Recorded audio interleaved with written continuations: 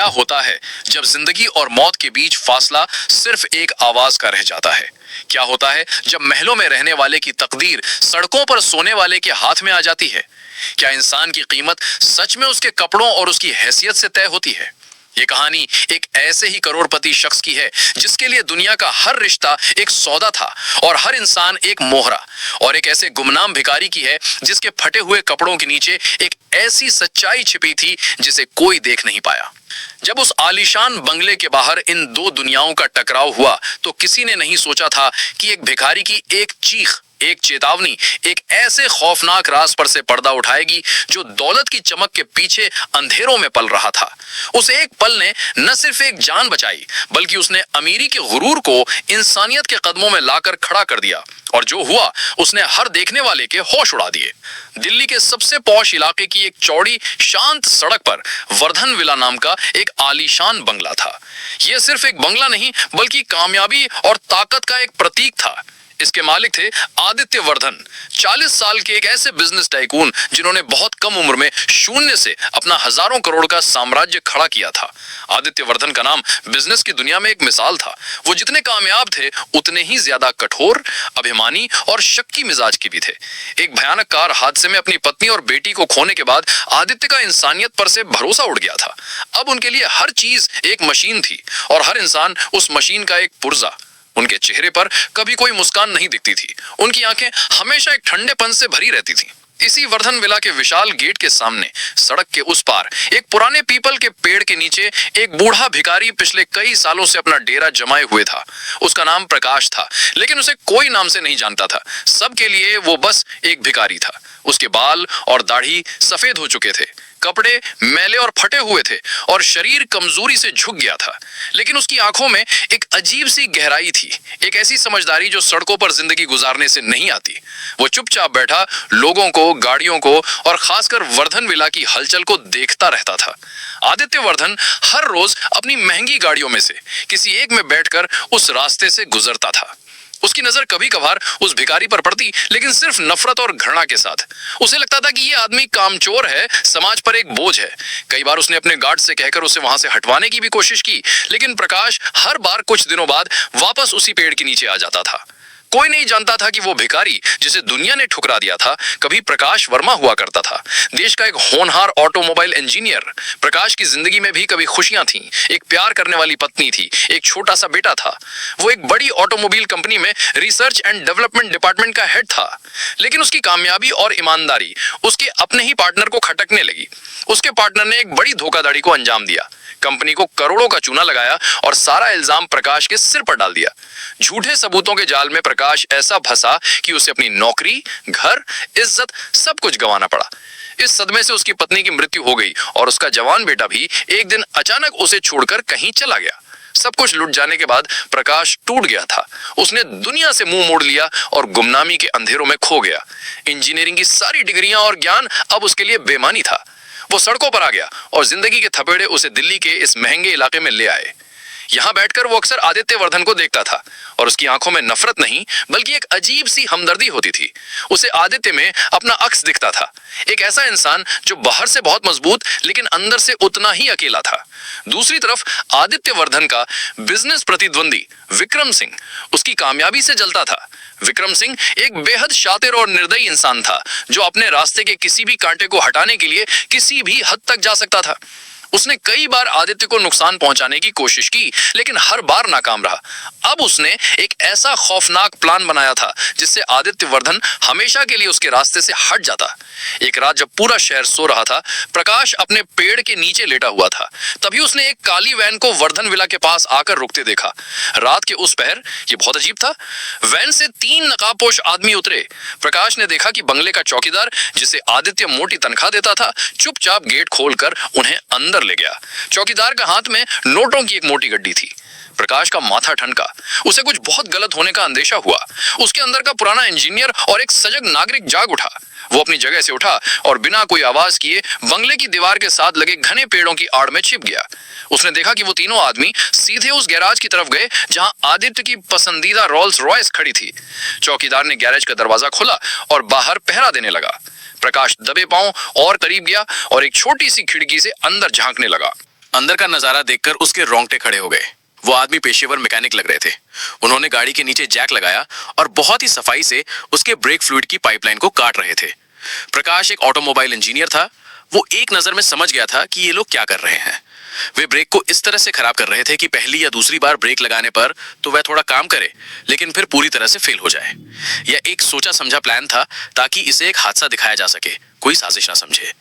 प्रकाश ने उनमें से एक को कहते हुए सुना, विक्रम सिंह इस बार कोई गलती नहीं चाहता। कल सुबह जब ये अपनी गाड़ी से निकलेगा तो ये उसकी आखिरी सुबह होगी। विक्रम सिंह का नाम सुनते ही प्रकाश सब कुछ समझ गया। उसके हाथ पैर कांपने लगे। वह जानता था कि अगर उसने कुछ करने की कोशिश की तो ये लोग उसे जान से मार देंगे, लेकिन वह यह भी जानता था कि अगर उसने कुछ नहीं किया तो सुबह एक बेगुनाह की जान चली जाएगी। वह उसी अंधेरे में सुबह होने का इंतजार करने लगा। उसकी आंखों में नींद नहीं बल्कि एक भयानक बेचैनी थी। अगली सुबह हमेशा की तरह ठीक 9 बजे वर्धन विला का विशाल गेट खुला। आदित्य वर्धन अपने महंगे सूट में फोन पर किसी को डांटते हुए बाहर निकला। उसका चेहरा तनाव से भरा हुआ था। उसका ड्राइवर उसकी रोल्स रॉयस का दरवाजा खोले खड़ा था। आदित्य का दिन आज बहुत महत्वपूर्ण था। उसे एक बहुत बड़ी इंटरनेशनल डील फाइनल करने जाना था। प्रकाश जो रात भर जाकर सही मौके का इंतजार कर रहा था, ये देखते ही अपनी जगह से उठा। उसके पास सोचने का वक्त नहीं था। उसने अपनी पूरी ताकत से सड़क पार की और बंगले के गेट की तरफ भागा। जैसे ही आदित्य अपना एक पैर गाड़ी में रखने वाला था, प्रकाश सुरक्षा घेरे को तोड़ता हुआ अंदर घुस आया और अपनी पूरी ताकत से चिल्लाया, रुक जाइए सेठ जी, इस गाड़ी में मत बैठिए, इसमें ब्रेक नहीं है। आदित्य और उसके गार्ड चौंक गए। आदित्य ने गुस्से से प्रकाश को देखा। उसे लगा कि यह भिखारी आज भीख मांगने का कोई नया तरीका अपना रहा है। उसने अपने गार्ड्स को इशारा किया, इसे बाहर फेंको यहां से। 2 हट्टे कट्टे गार्ड्स प्रकाश पर झपटे। उन्होंने उसे मारना शुरू कर दिया। एक गार्ड ने उसके पेट में घूंसा मारा, दूसरे ने उसे जमीन पर गिरा दिया। लेकिन प्रकाश मार खाते हुए भी लगातार चिल्ला रहा था, साहब आपकी जान खतरे में है, गाड़ी के ब्रेक काट दिए गए हैं, मैंने खुद अपनी आंखों से देखा है। आदित्य उसकी बातों को बकवास समझकर अनसुना कर रहा था और गाड़ी में बैठने के लिए आगे बढ़ा। लेकिन प्रकाश की आवाज में एक ऐसी सच्चाई, एक ऐसी बेबसी और एक ऐसी ईमानदारी थी जिसने आदित्य के कदमों को एक पल के लिए रोक दिया। उसने अपने जीवन में कभी किसी की आंखों में ऐसी सच्चाई नहीं देखी थी। वह हमेशा मानता था कि हर इंसान लालची होता है, लेकिन इस भिखारी की आंखों में लालच नहीं बल्कि उसे बचाने की एक अजीब सी जिद थी। उसके मन में एक विचार आया। उसने सोचा क्यों ना इस भिखारी को सबके सामने झूठा साबित किया जाए ताकि ये दोबारा यहाँ देखने की हिम्मत ना करे। उसने क्रूर मुस्कान के साथ अपने ड्राइवर को आदेश दिया, शर्मा जी गाड़ी स्टार्ट कीजिए और यहीं ड्राइववे पर ब्रेक लगाकर सबको दिखाइए कि इस भिखारी की बात में कितनी सच्चाई है। ड्राइवर ने संकोच करते हुए गाड़ी स्टार्ट की। आदित्य और उसके गार्ड सब एक तरफ खड़े होकर तमाशा देखने लगे। ड्राइवर ने गाड़ी को धीरे धीरे आगे बढ़ाया और फिर ब्रेक पेडल पर जोर से पैर मारा, लेकिन कुछ नहीं हुआ। ब्रेक पेडल बिना किसी प्रतिरोध के फर्श में जा लगा। गाड़ी रुकी नहीं बल्कि उसकी रफ्तार और बढ़ गई और वह सीधे जाकर बंगले के करोड़ों रुपए के डिजाइनर मेन गेट से टकरा गई। एक जोरदार धमाके की आवाज हुई। गाड़ी का अगला हिस्सा चकनाचूर हो गया और गेट भी अपनी जगह से उखड़ गया। एक पल के लिए वहां मौत का सन्नाटा पसर गया। आदित्य वर्धन का चेहरा सफेद पड़ गया था। उसके गार्ड्स और ड्राइवर के होश उड़ गए थे। अगर यह हादसा सड़क पर हुआ होता तो आदित्य जिंदा नहीं होता। आदित्य की आंखें फटी की फटी रह रही। उसे एहसास हुआ कि उस भिखारी ने अपनी जान पर खेलकर उसकी जान बचाई है। उसकी नजर जमीन पर पड़े प्रकाश पर गई, जो गार्ड्स की मार से अधमरा हो चुका था और जिसके मुंह से खून निकल रहा था। पहली बार आदित्य ने उसे एक भिखारी के रूप में नहीं बल्कि एक इंसान के रूप में देखा। शर्म, अपराध बोध और एक अजीब से सम्मान के भाव ने उसके दिल को झकझोर कर रख दिया। वह दौड़कर प्रकाश के पास गया। उसने अपने गार्ड्स पर चिल्लाया, छोड़ दो इन्हें, दूर हटो सब। उसने तुरंत अपने फोन से अपने पर्सनल डॉक्टर को फोन किया और एम्बुलेंस बुलवाई। उसने अपने स्टाफ को आदेश दिया कि प्रकाश को बहुत ही सावधानी से उठाकर बंगले के अंदर गेस्ट रूम में ले जाया जाए। बंगले का सारा स्टाफ हैरान था। जिस भिखारी को वह रोज धुतकारते थे, आज उनका मालिक उसे अपने घर के अंदर ले जा रहा था। आदित्य ने अपनी सारी मीटिंग्स रद्द कर दी। उसने पुलिस के कमिश्नर को सीधे फोन किया और उन्हें पूरी घटना के बारे में बताया कि कैसे प्रकाश ने उसे एक जानलेवा हमले से बचाया है और उसने रात में क्या क्या देखा था। पुलिस तुरंत हरकत में आ गई। प्रकाश का बयान लिया गया। उसने उन आदमियों का, उनकी वैन का और विक्रम सिंह के नाम का जो जिक्र सुना था, सब कुछ पुलिस को बता दिया। सबसे पहले उस चौकीदार को पकड़ा गया जिसने कुछ ही देर में सब कुछ उगल दिया। उसकी निशानदेही पर वे दोनों मैकेनिक भी पकड़े गए और कुछ ही घंटों के भीतर विक्रम सिंह को उसके ऑफिस से एक बहुत बड़ी डील के बीच में से गिरफ्तार कर लिया गया। यह खबर बिजनेस की दुनिया में एक भूचाल की तरह फैल गई। अगले कुछ हफ्ते प्रकाश वर्धन विला में ही रहा। आदित्य खुद उसकी देखभाल कर रहा था। देश के सबसे अच्छे डॉक्टरों की टीम उसका इलाज कर रही थी। इस दौरान आदित्य रोज घंटों प्रकाश के पास बैठता था। वो समझ नहीं पा रहा था कि एक इंसान जिसके पास खोने के लिए कुछ नहीं है, वो किसी ऐसे के लिए अपनी जान जोखिम में क्यों डालेगा जिसने उसे हमेशा नफरत के सिवा कुछ नहीं दिया। उसने प्रकाश से उसकी कहानी पूछी। प्रकाश ने, जो अब धीरे धीरे ठीक हो रहा था, उसे अपनी पूरी जिंदगी की कहानी सुनाई। अपनी कामयाबी, अपने साथ हुआ धोखा और अपने परिवार को खोने का दर्द। आदित्य चुपचाप सब कुछ सुनता रहा। आज पहली बार उसे किसी और के दर्द में अपना दर्द नजर आ रहा था। उसे एहसास हुआ कि दौलत और कामयाबी के पहाड़ पर वो कितना अकेला खड़ा है।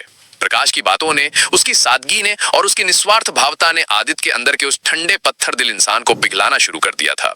उसे समझ आ गया था कि इंसानियत का रिश्ता खून या पैसे के रिश्ते से कहीं ज्यादा बड़ा और मजबूत होता है।